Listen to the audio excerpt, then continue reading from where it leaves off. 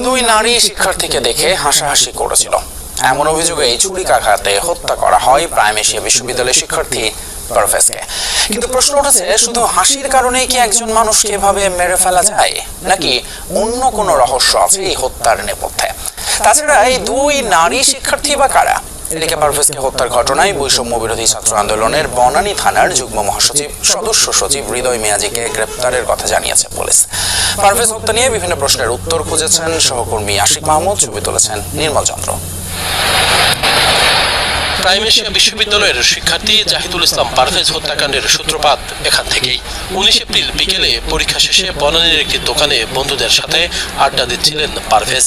হঠাৎই পাশের আরেকটি দোকানে দুই নারী শিক্ষার্থীকে দেখে হাসি ঠাট্টা করেন পারভেজ, এমন অভিযোগ ওই দুই নারীর। ডেকে আনা হয় তাদের বয়ফ্রেন্ডদের। এই ঘটনার জেরে ক্যাম্পাসের জুনিয়রদের সাথে কথা কাটাকাটি, এক পর্যায়ে উপর চুপুরি